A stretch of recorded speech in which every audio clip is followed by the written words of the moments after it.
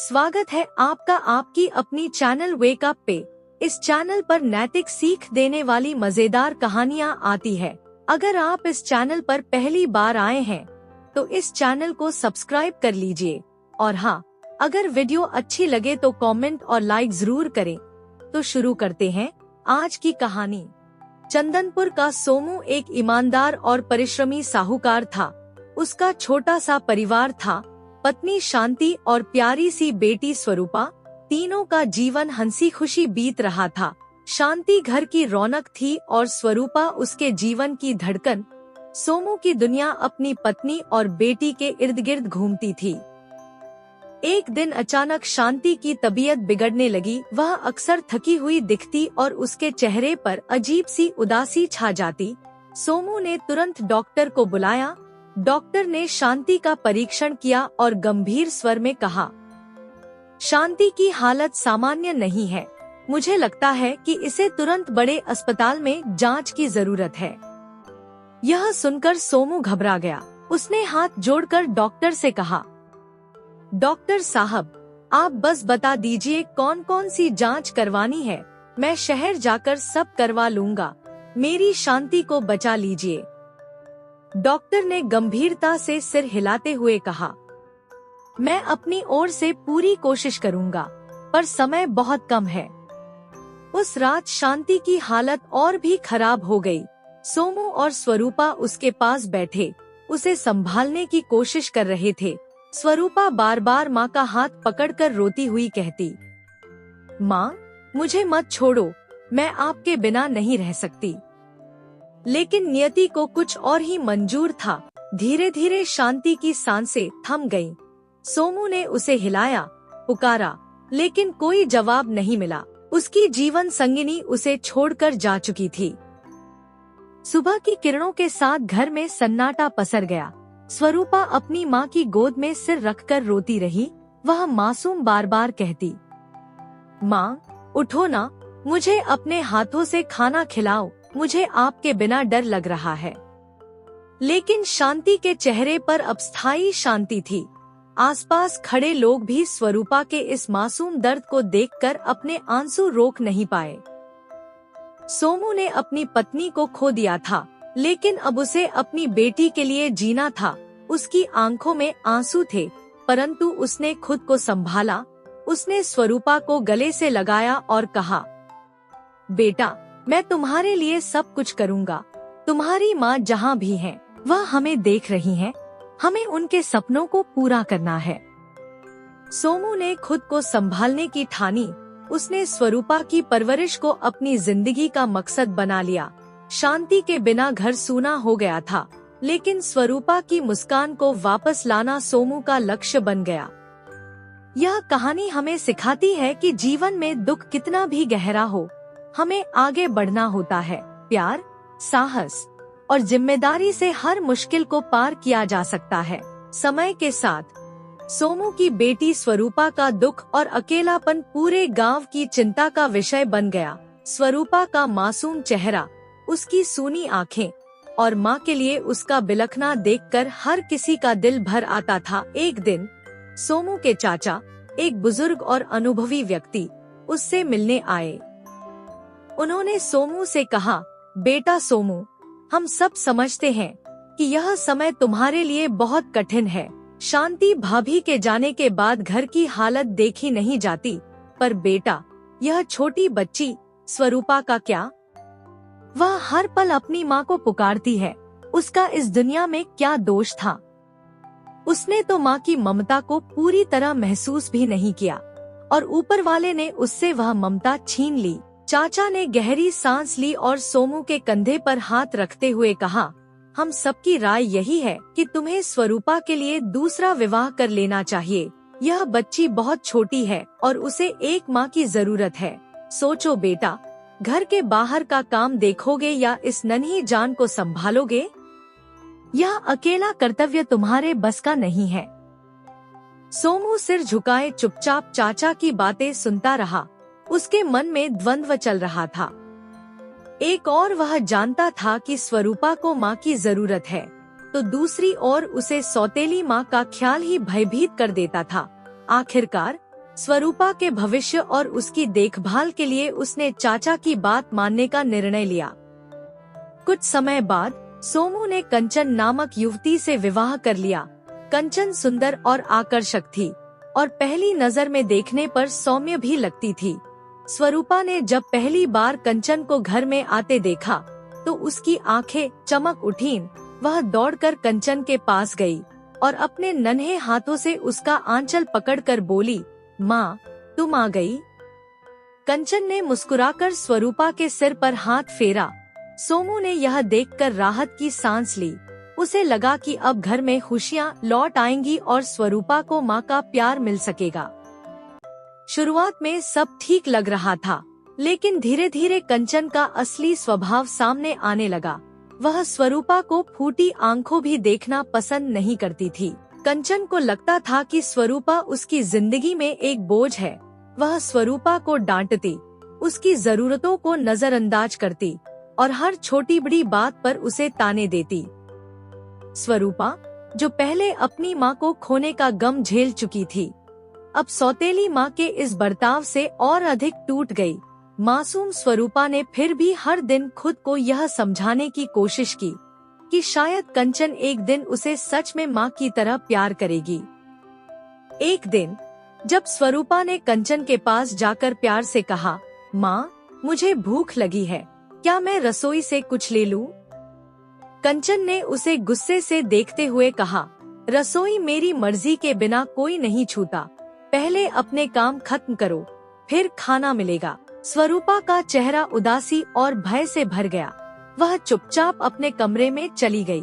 गांव के एक छोटे से घर में मासूम स्वरूपा की जिंदगी हर दिन नई चुनौतियों से भरी हुई थी। उसके पिता सोमू किसी जरूरी काम से महीनों के लिए शहर गए थे। उनके जाते ही कंचन ने अपनी असली रंगत दिखानी शुरू कर दी।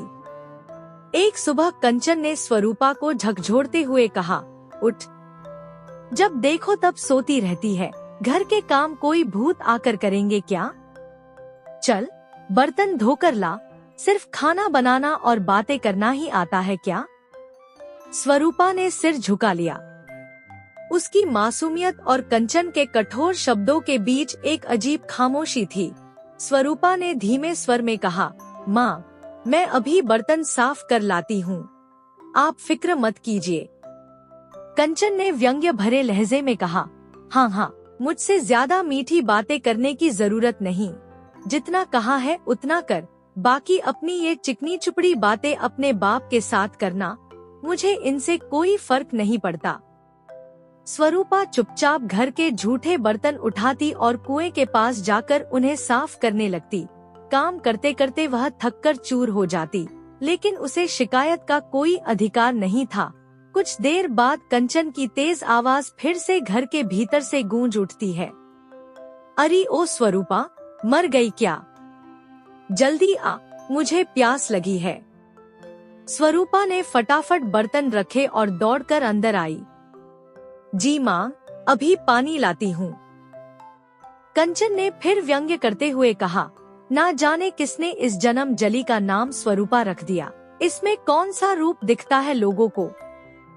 स्वरूपा के नन्हे से दिल पर ये सारे शब्द गहरे घाव कर जाते, लेकिन वह फिर भी चुप रहती।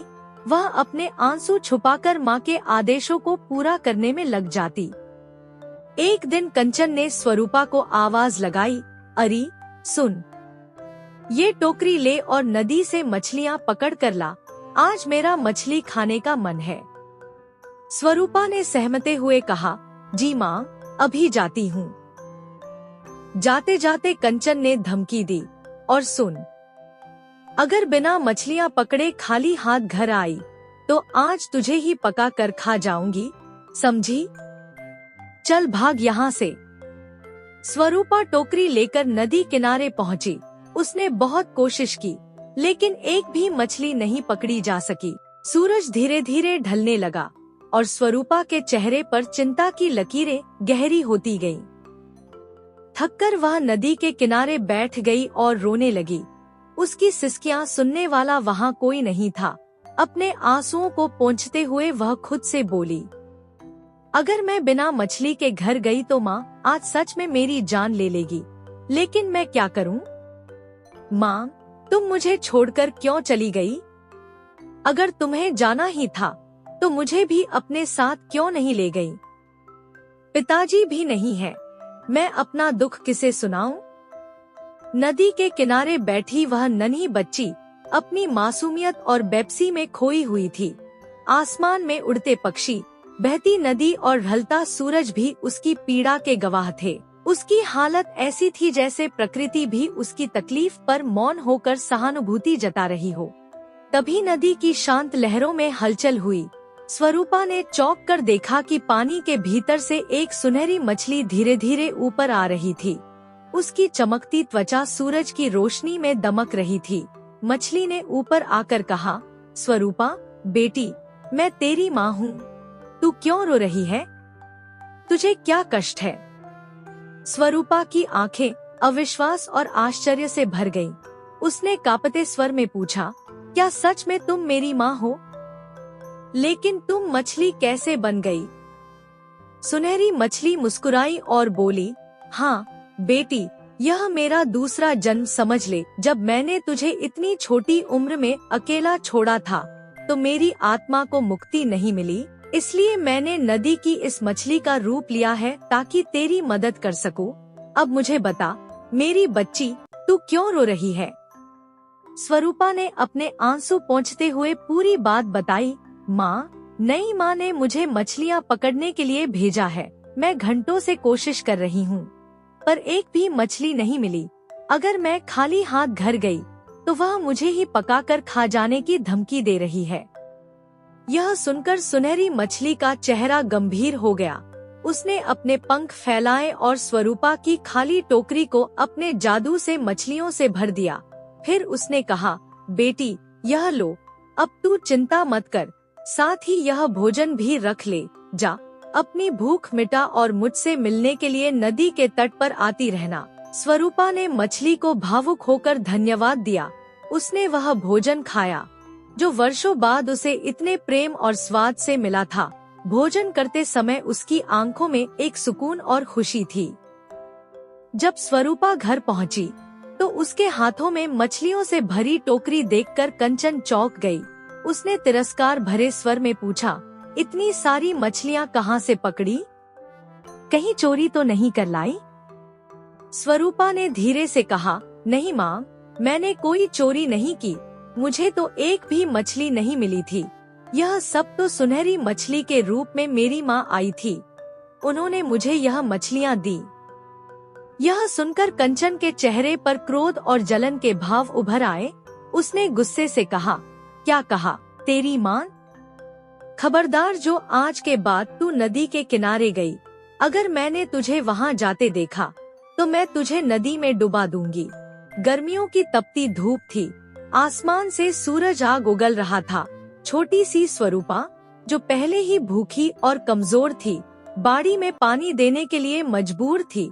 उसकी नन्ही टांगें लड़खड़ा रही थी और चेहरे पर थकावट साफ झलक रही थी। कंचन ने स्वरूपा को कठोर स्वर में कहा, जा, बाड़ी में पानी दे। तुझे खुद कुछ नहीं दिखता क्या? क्या तेरी मरी हुई माँ आएगी ये काम करने? जल्दी कर, वरना तेरी खैर नहीं। स्वरूपा ने धीरे से सिर झुकाया और जवाब दिया, जी माँ, मैं अभी जाती हूँ। भूख और प्यास से बेहाल स्वरूपा बाड़ी में जाकर पानी देने लगी। सूरज की तपिश उसकी मासूम त्वचा को झुलसा रही थी और थोड़ी ही देर में उसे चक्कर आने लगे। वह बड़बड़ाने लगी, आज तो ऐसा लग रहा है सूरज दादा सब कुछ जलाकर ही मानेंगे। मैं थोड़ी देर पेड़ के नीचे आराम कर लेती हूँ, शायद तब मुझे ठीक लगे।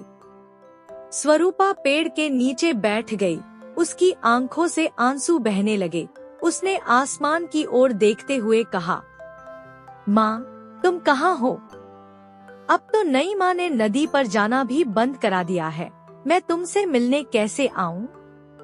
तुम मुझे अपने पास बुला लो। माँ, मुझे तुम्हारी बहुत याद आती है। आंसुओं के साथ उसका दर्द बह रहा था। तभी पास के पेड़ से एक सुंदर तोता उड़कर स्वरूपा के पास आया और बोला, स्वरूपा बेटी, तुम क्यों रो रही हो? इतने दिनों से तुम कहाँ थी? स्वरूपा उसकी आवाज सुनकर चौंक गई। उसने आश्चर्य से पूछा, तोता? और वो भी इंसानों की तरह बोल सकता है? यह कैसे संभव है? तोते ने मुस्कुराते हुए जवाब दिया, हाँ, मैं बोल सकता हूँ, क्योंकि मैं कोई साधारण तोता नहीं, बल्कि तुम्हारी माँ हूँ। स्वरूपा की आंखें फैल गईं। उसने कहा, लेकिन माँ, तुम्हारा दूसरा जन्म तो मछली के रूप में हुआ था। तुम तो नदी तट पर मिली थी। तोते ने गहरी सांस ली और कहा, हाँ, वो मेरा दूसरा जन्म था। अब मैंने फिर से जन्म लिया है, इस तोते के रूप में। लेकिन तुम इतने दिनों से नदी पर क्यों नहीं आई? क्या बात है? स्वरूपा फूट फूट कर रोने लगी और अपनी माँ को सारी बातें बता दी। उसने कहा, माँ, कंचन माँ मुझे बिल्कुल भी प्यार नहीं करती। वह मुझे ढंग से खाना भी नहीं देती, बचा खुचा देती है, और कई बार तो कुछ भी नहीं। यह सुनकर तोते के रूप में उसकी माँ का दिल भर आया। उसने कहा, चिंता मत करो मेरी बच्ची, रुको, मैं अभी तुम्हारे लिए मीठे फल लाती हूँ। थोड़ी ही देर में तोता ढेर सारे मीठे फल लाकर स्वरूपा के पास रख गया।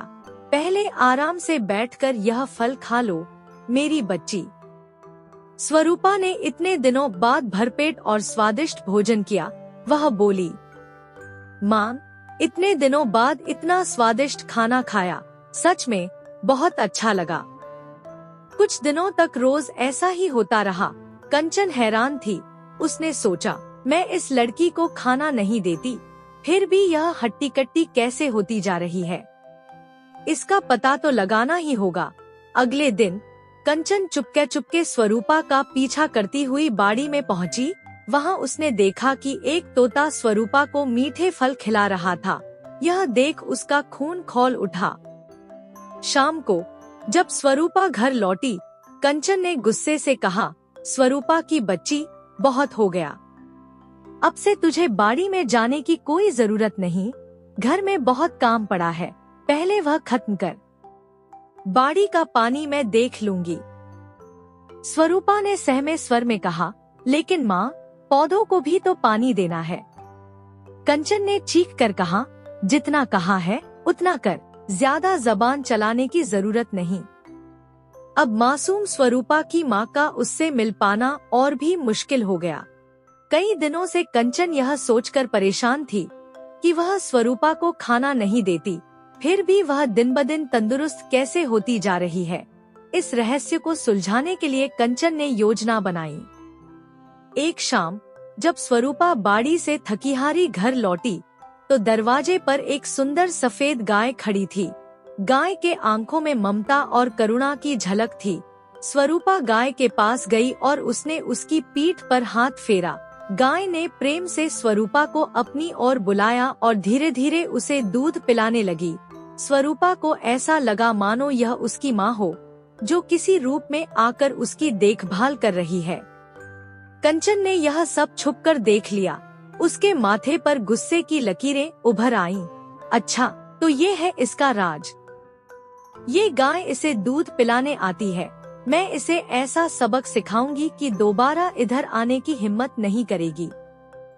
अगले दिन जैसे ही गाय स्वरूपा के पास आई, कंचन ने बड़े से डंडे से उस पर वार किया। गाय दर्द में मरी, लेकिन उसने पलटकर कंचन को अपनी सींगों से उठाया और जमीन पर पटक दिया। कंचन दर्द से कराहने लगी। मर गई माँ। अरे मैया, मैं मर गई। वह जमीन पर पड़ी चीख रही थी। स्वरूपा दौड़कर आई। माँ, आपको क्या हुआ? आप गिर कैसे गईं? लेकिन कंचन की नजरों में सिर्फ क्रोध था। उसने पास पड़ा वही डंडा उठाया और स्वरूपा को बेरहमी से मारना शुरू कर दिया। तेरी वजह से यह सब हुआ है। तेरे इस घर में रहते मैं कभी सुखी नहीं हो सकती। तू मर क्यों नहीं जाती? मेरे लिए ये घर नरक बन गया है। कुछ दिनों बाद स्वरूपा ने बाड़ी में से कुछ टमाटर तोड़कर खा लिए। भूखी स्वरूपा को यह टमाटर किसी अमृत के समान लगे, परंतु उसकी बदकिस्मती कंचन ने उसे यह करते देख लिया। अच्छा, इन टमाटरों के पौधे तेरे लिए लगाए गए हैं? तू खा खा कर मोटी होती जा और मैं इनके लिए पानी भरूं? अब ये पौधे ही नहीं रहेंगे, देखती हूँ फिर तू क्या खाएगी। कंचन गुस्से में आकर बाड़ी के सारे पौधों को उखाड़कर फेंक देती है। स्वरूपा, जो यह सब देख रही थी, रोते हुए कहती है, माँ, यह आप क्या कर रही हैं? पौधों ने आपका क्या बिगाड़ा है? कंचन का गुस्सा यही नहीं रुका, उसने स्वरूपा को पकड़कर घर के एक अंधेरे कमरे में बंद कर दिया। कमरे में घुप्प अंधेरा था और डरावनी खामोशी पसरी हुई थी। स्वरूपा दीवार के कोने में सिमट कर बैठ गई। उसने आंखें बंद कर अपनी माँ को याद करते हुए कहा, माँ, मुझे यहाँ से बचा लो। मुझे पता है आप कहीं न कहीं मेरे पास हो।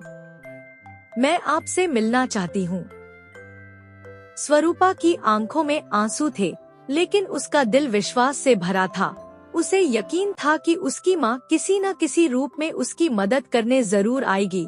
दूसरी ओर कंचन का क्रूर व्यवहार अब उसके अपने विनाश की ओर बढ़ रहा था, लेकिन यह वह नहीं जानती थी।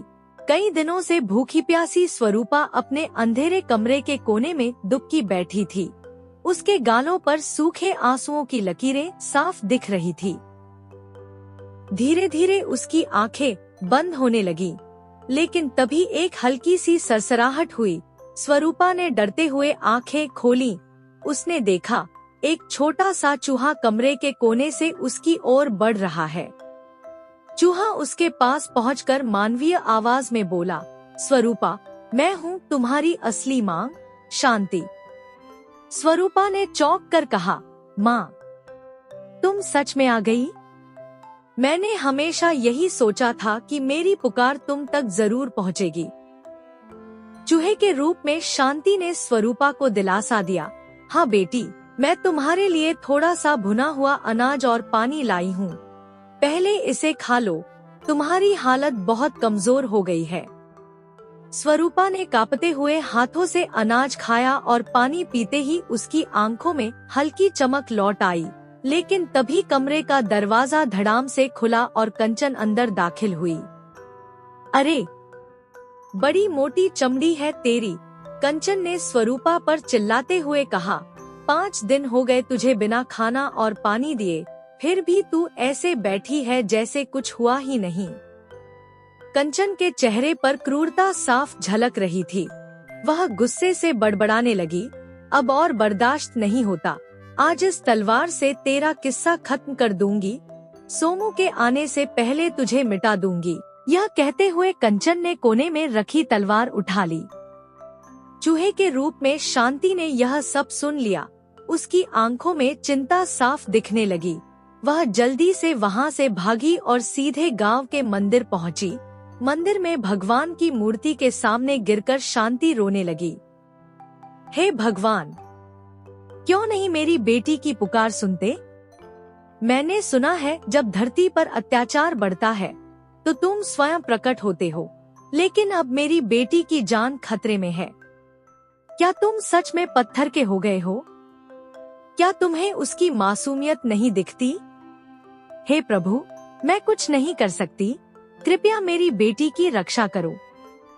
शांति की प्रार्थना से मंदिर का वातावरण बदल गया। अचानक मंदिर के गर्भगृह में एक तेज प्रकाश फैलने लगा। वह प्रकाश इतना तीव्र था कि शांति अपनी आंखें मसलने लगी। प्रकाश के बीच से एक सुंदर देवी प्रकट हुई। उनके चेहरे पर करुणा और शक्ति का अनोखा सम्मिश्रण था। देवी ने कहा, पुत्री, तुम्हारी प्रार्थना ने मुझे यहाँ बुलाया है। चिंता मत करो, मैं तुम्हारी बेटी की रक्षा करूंगी। शांति ने रोते हुए कहा, हे देवी, क्या आप सच में मेरी बेटी को उस निर्दयी औरत से बचाएंगी? देवी मुस्कुराईं और अपनी हथेली से एक जादुई वस्त्र प्रकट किया। उन्होंने वह वस्त्र शांति को देते हुए कहा, यह जादुई वस्त्र ले जाओ और अपनी पुत्री को पहना दो। यह वस्त्र उसे हर खतरे से बचाएगा। शांति ने देवी को धन्यवाद दिया और जल्दी से स्वरूपा के पास लौट आई। देवी के दिए जादुई वस्त्र को स्वरूपा को पहनाया स्वरूपा की मासूमियत और माँ की प्रार्थना ने चमत्कार को संभव बना दिया था। सोमू शहर से अपने काम निपटा कर वापस लौटा। उसकी आंखों में अपनी बेटी स्वरूपा से मिलने की लालसा थी। वह बेसब्री से घर पहुंचा, लेकिन घर में सन्नाटा था। स्वरूपा कहीं नजर नहीं आ रही थी। वह पुकारने लगा, स्वरूपा, बेटी, तुम कहाँ हो? पर जवाब में केवल गूंजती हुई चुप्पी थी। तभी अचानक एक धीमी और उदास आवाज सुनाई दी, क्या मैंने अपनी बेटी को इसलिए जन्म दिया था कि वह इस हालत में पहुँचे? सोमू चौंक गया। उसने इधर उधर देखा और पूछा, यह कौन है? शांति, यह तुम हो? आवाज फिर आई, हाँ, मैं हूँ शांति, वह माँ जिसने अपनी जान देकर तुम्हें हमारी बेटी का ख्याल रखने की जिम्मेदारी सौंपी थी। लेकिन तुमने क्या किया? तुमने उसे ऐसी औरत के हाथों में सौंप दिया जिसने उसका जीवन नर्क बना दिया। सोमू के रोंगटे खड़े हो गए। वह बोला, शांति, मैं समझ नहीं पाया कि कंचन ऐसा करेगी। लेकिन अब बताओ, मेरी बेटी कहाँ है? क्या हुआ है उसे? शांति की आवाज और भारी हो गई। अगर तुम अपनी बेटी को जिंदा देखना चाहते हो तो उस कंचन को इस घर से निकाल दो, वरना स्वरूपा को किसी ऐसे व्यक्ति के हाथों में सौंप दो जो उसे सुरक्षित रख सके। जाकर देखो, कंचन ने उसे अंधेरे कमरे में कैद कर रखा है। सोमू बदहवास होकर दौड़ा और उस अंधेरे कमरे का दरवाजा खोला। वहाँ जमीन पर बैठी सहमी और रोती हुई स्वरूपा मिली। उसकी हालत देखकर सोमू का दिल टूट गया। उसने स्वरूपा को अपने सीने से लगा लिया और कहा, स्वरूपा, मेरी बच्ची, यह सब क्या हुआ? तुम्हारी यह हालत कैसे हो गई? स्वरूपा ने रोते हुए कहा, पिताजी, आप मुझे छोड़कर कहाँ चले गए थे? देखिए ना, नई माँ ने मुझे कितना सताया। उसने मुझे खाने को नहीं दिया, मुझे मारा और तो और मुझे मारने की कोशिश भी की, लेकिन शांति माँ ने मुझे बचा लिया। पिताजी, नई माँ बहुत बुरी है, मुझे उसके साथ नहीं रहना। सोमू के मन में गुस्से और पछतावे की लहरें उठीं। उसी वक्त कंचन बाजार से लौटी। उसने स्वरूपा को देखकर सन्न रह गई और उसके मुंह से बस इतना निकला, स्वरूपा, तुम जिंदा हो? सोमू ने गुस्से से कंचन की ओर देखा और गरजते हुए कहा, हाँ, मेरी बेटी जिंदा है और वह जिंदा ही रहेगी। अब मैं तुम्हें और सहन नहीं कर सकता। अभी के अभी इस घर से निकल जाओ। तुम्हारे जैसा निर्दयी इंसान मेरी बेटी के पास नहीं रह सकता। दोबारा मुझे अपनी सूरत मत दिखाना। कंचन चुपचाप घर से निकल गई। उस दिन के बाद सोमू और स्वरूपा ने एक शांत और सुखी जीवन व्यतीत किया। स्वरूपा को अब किसी भी रूप में अपनी असली माँ शांति की झलक नहीं मिली, लेकिन वह जानती थी कि उसकी माँ ने अपनी ममता से उसे हर मुश्किल घड़ी में बचाया था। यह एक माँ की ममता का अद्भुत उदाहरण था, जो मरने के बाद भी अपने बच्चे की तकलीफ बर्दाश्त नहीं कर सकती। दोस्तों, उम्मीद है आपको यह कहानी अच्छी लगी होगी। तो जाने से पहले प्लीज इस वीडियो को लाइक और चैनल को सब्सक्राइब करते हुए जाएं, जिससे कि और अच्छी और नई कहानियों की नोटिफिकेशन आपको मिलती रहे और साथ ही मुझे भी मोटिवेशन मिले। धन्यवाद। दोस्तों, एक और नई कहानी की ओर बढ़ने से पहले कृपया इस वीडियो को लाइक और इस चैनल को सब्सक्राइब कर लीजिए। तो शुरू करते हैं एक और नई कहानी। किशन एक साधारण किसान था, लेकिन उसका मन बड़ा था। वह वर्षों से केदारनाथ धाम के दर्शन करने का सपना देख रहा था। भगवान शिव के प्रति उसकी भक्ति अटूट थी और वह जानता था कि एक दिन उसकी यह इच्छा अवश्य पूरी होगी। परंतु उसकी आर्थिक स्थिति और जिम्मेदारियों ने उसे बार बार रोक दिया। गांव में रहते हुए उसने अक्सर पहाड़ों की ओर देखते हुए भगवान भोलेनाथ का ध्यान किया। हर साल वह कल्पनाओं में केदारनाथ की बर्फीली चोटियों और मंदिर की सीढ़ियों पर खुद को चढ़ते हुए देखता। इस बार उसने ठान लिया कि चाहे कुछ भी हो जाए, वह भगवान शिव के दर्शन के लिए निकलेगा। आखिरकार वह दिन आ ही गया। भोर की पहली किरण के साथ किशन ने स्नान किया, मंदिर में जाकर अपने इष्ट देवता का ध्यान किया और आशीर्वाद लेकर यात्रा की शुरुआत की। उसकी तैयारी साधारण थी, एक जोड़ी कपड़े, कुछ सूखा भोजन और पैसों की एक छोटी सी थैली। उसकी झोली भले ही हल्की थी, लेकिन मन में भक्ति का भार भारी था। किशन ने गांव से विदा लेते हुए अपने परिवार को कहा, भगवान भोलेनाथ की कृपा से मैं यह यात्रा पूरी करूंगा। यदि मेरी आस्था सच्ची है तो हर कठिनाई अपने आप सरल हो जाएगी।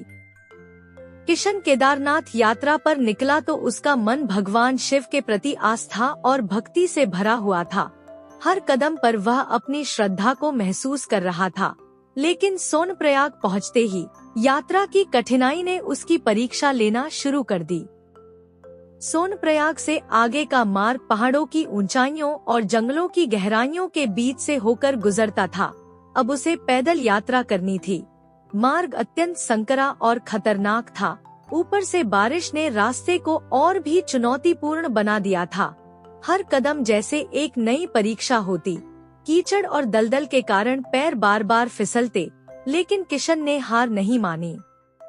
उसके हाथ में रुद्राक्ष की माला थी, जिसे वह कसकर थामे हुए था। हर कदम के साथ उसके होठों से नमः शिवाय का जाप होता। यह जाप ही उसकी ऊर्जा और विश्वास का स्रोत बन गया था। गौरीकुंड पहुँचते पहुँचते उसके पैरों में छाले पड़ गए थे, लेकिन जैसे ही उसने वहाँ के गर्म जलस्रोत को देखा, उसे मानो एक नई शक्ति मिल गई। उसने गौरीकुंड के पवित्र जल में स्नान किया और भगवान शिव को याद करते हुए अपनी यात्रा जारी रखी। गौरीकुंड से केदारनाथ धाम का रास्ता और भी कठिन था। तेज हवाएं, ठंड का बढ़ता असर और ऊंची नीची चट्टानें जैसे उसके धैर्य और हिम्मत की हर सीमा को परखने पर तुली थी। लेकिन उसकी भक्ति अडिग थी। उसके मन में केवल एक ही विचार था, अगर मेरी आस्था सच्ची है तो मैं भगवान के द्वार तक जरूर पहुंचूंगा। आखिरकार कई दिनों की कठिन यात्रा और अनगिनत संघर्षों के बाद वह पवित्र केदारनाथ धाम पहुंच गया। जैसे ही उसने शिवलिंग के दर्शन किए, उसकी आंखों से अश्रुधारा बह निकली। उसके मन का सारा कष्ट और थकावट क्षण भर में गायब हो गए। वहाँ के दिव्य वातावरण, मंदिर के घंटे और चारों ओर बर्फ से ढकी चोटियाँ उसे किसी अलौकिक लोक का अनुभव करा रही थी।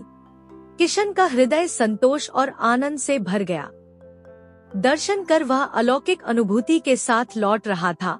जब वह सोनप्रयाग के समीप पहुंचा, तो उसे एक अजीब सी बेचैनी महसूस हुई। उसने अपनी जेब टटोली, लेकिन वहाँ कोई पैसा नहीं था। उसकी आंखों में निराशा झलकने लगी। उसने अपनी थैली, कपड़े और यहाँ तक कि जूते तक में तलाश की, लेकिन पैसे कहीं नहीं मिले। उसका मन परेशान हो उठा। उसके पास इतने भी पैसे नहीं थे कि वह घर लौट सके। उसे अपनी माँ की याद आई, जो उसे आशीर्वाद देकर विदा कर चुकी थी। वह सोचने लगा, अगर मैं घर नहीं पहुँचा तो माँ कितनी व्याकुल हो जाएगी। मैं क्या करूँ, कहाँ जाऊँ? भगवान शिव ने मेरी यात्रा पूरी कराई, लेकिन अब इस समस्या का समाधान कैसे होगा? किशन के मन में निराशा थी, लेकिन उसकी आस्था अभी भी बनी हुई थी। वह वहीं बैठकर भगवान शिव से प्रार्थना करने लगा। तो क्या भगवान शिव ने उसकी पुकार सुनी? क्या उसकी आस्था ने उसे इस संकट से बचाया? इस रहस्यमय मोड़ के साथ किशन की कहानी और भी दिलचस्प हो जाती है। किशन ने अपनी निराशा को परे रख मन में साहस जुटाकर सोचा कि शायद कोई मदद कर सके। उसने आसपास के लोगों से सहायता मांगनी शुरू की। हर किसी के सामने वह हाथ जोड़कर अपनी समस्या बताता, विनती करता कि उसे घर लौटने के लिए थोड़े पैसे उधार दे दिए जाएं। लेकिन हर बार उसे निराशा ही हाथ लगी। कुछ लोगों ने उसकी बातों को अनसुना कर दिया, तो कुछ ने उस पर अविश्वास जताया। किसी ने कहा, आजकल ऐसे लोग बहुत होते हैं जो झूठी कहानियां बनाकर लोगों को ठगते हैं। किसी ने उसे टाल दिया, तो किसी ने हंसी उड़ाई। किशन के मन में निराशा का अंधेरा छा गया। उसे लगने लगा कि उसकी पूरी तीर्थ यात्रा का आनंद इस परिस्थिति में खो गया है। अपनी इस दुविधा में वह पास के गांव की ओर बढ़ा, जहां उसकी नजर एक साधारण से घर पर पड़ी। घर के बाहर एक व्यक्ति बैठा था। उसका नाम गौतम था। गौतम का चेहरा शांत, सरल और आत्मीयता से भरा हुआ था। किशन को ऐसा महसूस हुआ कि शायद यही व्यक्ति उसकी समस्या समझ सकेगा। किशन धीरे धीरे गौतम के पास गया और विनम्रता से अपनी पूरी स्थिति बताई। उसने अपने मन की पीड़ा को शब्दों में पिरोकर गौतम के सामने रख दिया। गौतम ने ध्यान से किशन की बातें सुनी। वह किशन की आंखों में झांकता रहा, जहां उसे सत्य और ईमानदारी की स्पष्ट झलक दिखाई दी। गौतम ने बिना किसी संकोच के कहा, आप चिंता न करें। तीर्थ यात्रा में आपकी मदद करना मेरे लिए सौभाग्य की बात है। यह कहते हुए उसने अपनी जेब से पैसे निकाले और किशन को दे दिए। गौतम के पास जो भी थोड़े बहुत पैसे थे, वे शायद उसकी अपनी जरूरतों के लिए थे, लेकिन उसकी उदारता में कोई कमी नहीं थी। उसके चेहरे पर न तो कोई शिकन थी, न ही उसने किसी प्रकार का संदेह दिखाया। उसने न तो किशन से इस मदद को लौटाने की कोई शर्त रखी और न ही कोई सवाल किया। किशन की आंखों में आंसू भर आए। उसने गौतम के सामने हाथ जोड़कर धन्यवाद दिया। उसे महसूस हुआ कि भगवान शिव ने उसकी प्रार्थना सुन ली है और इस साधारण व्यक्ति के रूप में उसे सहायता भेजी है। गौतम का यह परोपकार किशन के लिए जीवन भर की सीख बन गया। उसने ठान लिया कि अपने गांव लौटकर वह भी दूसरों की मदद करेगा, जैसे गौतम ने उसकी की। यह छोटा सा क्षण मानवीयता और भक्ति का अद्भुत मेल था। किशन ने गौतम को भगवान के दूत के रूप में देखा और मन में शिव के प्रति आभार का दीप जला लिया। गौतम एक साधारण किसान था, लेकिन उसके दिल में दूसरों के लिए दया और मदद का सागर लहराता था। वह केदारनाथ के पास के एक छोटे से गांव में अपने परिवार के साथ रहता था। गौतम का जीवन सादगी से भरा था। उसका छोटा सा खेत उसकी आजीविका का एकमात्र साधन था, लेकिन वह उसमें से भी अपने पड़ोसियों और जरूरतमंदों के साथ खुशी खुशी बांटता। गौतम के पास पहले एक जोड़ी बैल थे, जो उसके खेत की जुताई का प्रमुख सहारा थे, लेकिन जीवन कब किस करवट बदल जाए, यह कोई नहीं जानता। एक दिन उसकी जोड़ी के बैलों में से एक बैल बीमार पड़ गया। गौतम ने बैल को बचाने की हर संभव कोशिश की, परंतु कुछ ही दिनों बाद वह बैल चल बसा। यह घटना गौतम और उसके परिवार के लिए एक बड़ा झटका थी। खेतों की जुताई का काम रुक गया। कुछ समय बाद गौतम ने अपनी जमा पूंजी से एक नया बैल खरीदा। नया बैल ताकतवर और ऊर्जा से भरपूर था, जबकि पुराना बैल अब अपनी उम्र के कारण कमजोर होने लगा था। गौतम के लिए खेत का काम आसान नहीं रहा। जब वह हल लेकर खेतों में जाता, तो नया बैल तेजी से आगे बढ़ता, जबकि पुराना बैल उसकी गति का साथ नहीं दे पाता।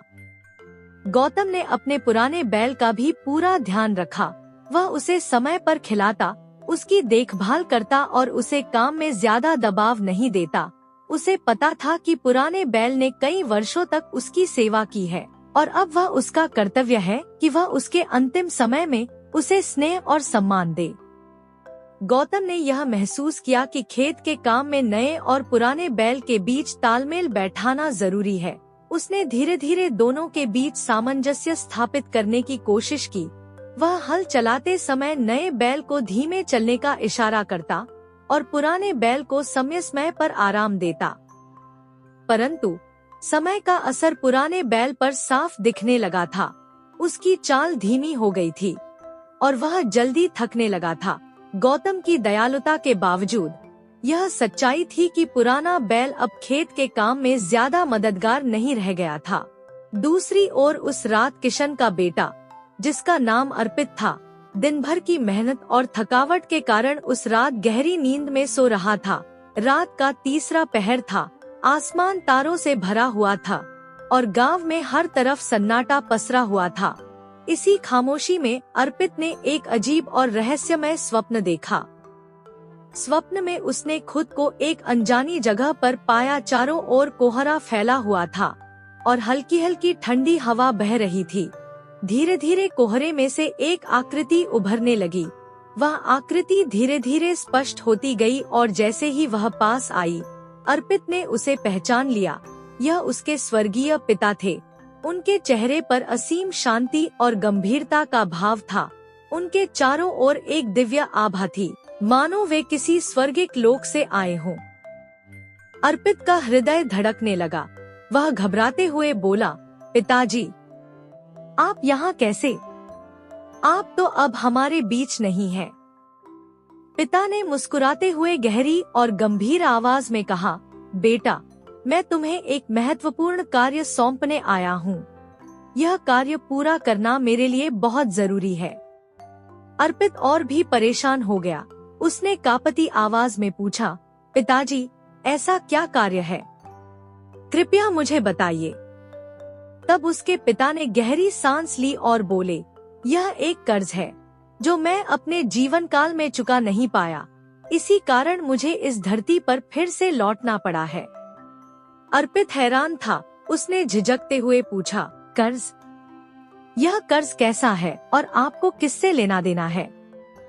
पिता ने उसे शांत करते हुए कहा, बेटा, जब मैं केदारनाथ की यात्रा पर गया था, उस समय मेरी स्थिति बहुत कठिन थी। मेरी जेब से सारे पैसे गिर गए थे और मुझे घर लौटने के लिए किसी की मदद की आवश्यकता थी। तब एक सज्जन व्यक्ति, गौतम नाम का किसान, मेरी सहायता के लिए आगे आए। उन्होंने मुझे बिना किसी शर्त कुछ पैसे उधार दिए थे ताकि मैं अपनी यात्रा पूरी कर सकूं और अपने घर लौट सकूं। लेकिन मेरी अचानक मृत्यु के कारण मैं वह कर्ज चुका नहीं पाया। अर्पित की आंखें भर आईं। वह अपने पिता की आत्मा की पीड़ा को महसूस कर सकता था। उसने धीमे स्वर में पूछा, पिताजी, लेकिन अब मैं यह कैसे चुकाऊं? वह व्यक्ति कहाँ है? पिता ने गंभीर स्वर में उत्तर दिया, वह व्यक्ति अभी भी जीवित है, लेकिन मेरे लिए यह कार्य इतना सरल नहीं रहा। मुझे इस संसार में इंसानी रूप में लौटने की अनुमति नहीं मिली। अब मैं एक बैल के रूप में जन्मा हूँ और गौतम के खेत में उनके नए बैल के रूप में काम कर रहा हूँ। मेरी मुक्ति तभी होगी जब यह कर्ज चुकाया जाएगा। बेटा, यह कार्य तुम्हें पूरा करना होगा। अर्पित स्तब्ध था। वह शब्दहीन हो गया। उसने हिम्मत जुटाकर कहा, पिताजी, आप चिंता न करें। मैं आपके इस अधूरे कार्य को पूरा करूँगा। मैं गौतम से मिलूंगा और यह कर्ज चुका दूंगा। उसके पिता ने संतोष की एक झलक दिखाई और कहा, तुम्हारी भक्ति और प्रयास मेरे लिए मुक्ति का मार्ग प्रशस्त करेंगे। अब जाओ और यह कार्य पूरा करो। इतना कहकर उसके पिता की आकृति धीरे धीरे कोहरे में विलीन हो गई। अर्पित की आंखें खुली। वह पसीने से लथपथ था। उसके हृदय में अजीब सी शांति और बेचैनी का मिश्रण था। उसने ठान लिया कि वह किसी भी हाल में अपने पिता की अंतिम इच्छा पूरी करेगा। सुबह होते ही अर्पित गांव के बड़े बुजुर्गों के पास गया। उसने उन्हें अपने स्वप्न की पूरी बात बताई। बुजुर्गों ने गहरी सोच में डूबकर कहा, कई बार पूर्वज अपने अधूरे कार्यों को पूरा करवाने के लिए सपनों में मार्गदर्शन देते हैं। यह कोई साधारण स्वप्न नहीं, बल्कि ईश्वर का संदेश है। तुम्हारे पिता ने तुम्हें उनके कर्ज को चुकाने की जिम्मेदारी दी है। यह सुनकर अर्पित का मन और भी मजबूत हो गया। उसके भीतर विश्वास की एक नई ऊर्जा जाग उठी। उसने ठान लिया कि वह गौतम के पास जाएगा, अपने पिता का कर्ज चुकाएगा और उनकी आत्मा को मुक्ति दिलाएगा। यह मेरी जिम्मेदारी है, उसने खुद से कहा। उस दिन अर्पित ने एक नए संकल्प के साथ अपनी यात्रा की शुरुआत की। उसकी आंखों में दृढ़ता थी और मन में अपने पिता के प्रति कर्तव्य का बोझ। उसे नहीं पता था कि गौतम से मिलकर उसकी यह यात्रा क्या मोड़ लेगी, लेकिन उसके भीतर विश्वास था कि वह अपने पिता की आत्मा को मुक्ति दिलाने में सफल होगा। जैसे ही अर्पित गौतम के गांव के करीब पहुंचा, उसे एक अजीब सी शांति का एहसास होने लगा। ऐसा लग रहा था जैसे उसकी हर शंका धीरे धीरे मिट रही हो और सपना हकीकत का रूप ले रहा हो। रास्ते में पक्षियों की चहचहाहट और ठंडी हवा उसे अपनी मंजिल की ओर बढ़ने के लिए प्रोत्साहित कर रही थी। उसका हर कदम उसके विश्वास को और गहरा कर रहा था। गांव में प्रवेश करते ही उसने देखा कि चारों ओर हरियाली फैली हुई थी। मिट्टी की खुशबू और गांव के साधारण जीवन की झलक ने उसके थके मन को सुकून दिया। जैसे ही वह गौतम के घर के पास पहुंचा, उसने देखा कि घर बिल्कुल साधारण था, परंतु उसमें एक अद्भुत आकर्षण था। घर के सामने एक बड़ा पेड़ खड़ा था, जिसकी छांव में गौतम एक चटाई पर बैठे हुए थे। उनकी सादगी और चेहरे पर झलकती शांति ने अर्पित को उसके स्वर्गीय पिता की याद दिला दी। अर्पित ने धीरे धीरे कदम बढ़ाए और गौतम के पास जाकर उनका अभिवादन किया। उसने खुद को परिचित कराया और अपने स्वप्न और पिता की अधूरी कहानी के बारे में बताया। गौतम ने ध्यान से उसकी हर बात सुनी। उनके चेहरे पर हैरानी और शांति का मिश्रण था। अर्पित ने अपनी जेब से वह राशि निकाली जो उसके पिता ने गौतम से उधार ली थी। उसने झुककर वह राशि गौतम के सामने रखी और कहा, यह मेरे पिता का उधार है, जिसे मैं आज उनके स्थान पर चुकाने आया हूँ। यह मेरा कर्तव्य है। गौतम ने राशि को हाथ में लिया। उनकी आंखों में भावनाओं का सैलाब था। जैसे ही उन्होंने राशि ग्रहण की, उनके घर के पास बंधा वह बूढ़ा और बीमार बैल धीरे धीरे कांपने लगा। उसकी सांसें कमजोर हो रही थी। अर्पित और गौतम ने देखा कि बैल ने एक अंतिम लंबी हिचकी ली और उसकी आत्मा शरीर छोड़ गई। वातावरण में एक अद्भुत शांति फैल गई। दोनों स्तब्ध थे। गौतम को यह एहसास हो गया कि यह सब महज एक संयोग नहीं था। अर्पित ने अपने पिता के अधूरे कर्म को पूरा कर उनकी आत्मा को मुक्ति दिलाई थी। उसके चेहरे पर संतोष और शांति का भाव था। वह समझ गया कि यह उसकी यात्रा का असली उद्देश्य था। दोस्तों, यह कहानी केवल एक कर्ज चुकाने की नहीं थी, बल्कि यह एक बड़ा संदेश था कि सच्चे दिल से किया गया कर्म कभी व्यर्थ नहीं जाता। मानवता का धर्म सबसे बड़ा धर्म है। यह दिखाता है कि ईमानदारी और कर्तव्यनिष्ठा से किए गए काम, चाहे कितने भी कठिन क्यों न हो, आखिरकार अपने उद्देश्य तक पहुंचते हैं। अर्पित ने गौतम से विदा ली, लेकिन उसके मन में यह एहसास हमेशा के लिए अंकित हो गया कि उसके पिता का आशीर्वाद और उनके दिखाए मार्ग ने उसे जीवन की सबसे बड़ी सच्चाई सिखाई। करें तो सच्चे दिल से, क्योंकि ईश्वर हर कर्म को देखता है। इस तरह यह कहानी समाप्त होती है, लेकिन इसका संदेश हमेशा हमारे साथ रहता है। दोस्तों, यह कहानी आपको कैसी लगी है, कमेंट करके जरूर बताएं। और अगर दिल से यह कहानी आपको पसंद आई है, तो इस वीडियो को लाइक और चैनल को सब्सक्राइब करते हुए जाइएगा। मुझे भी मोटिवेशन मिलेगी। धन्यवाद।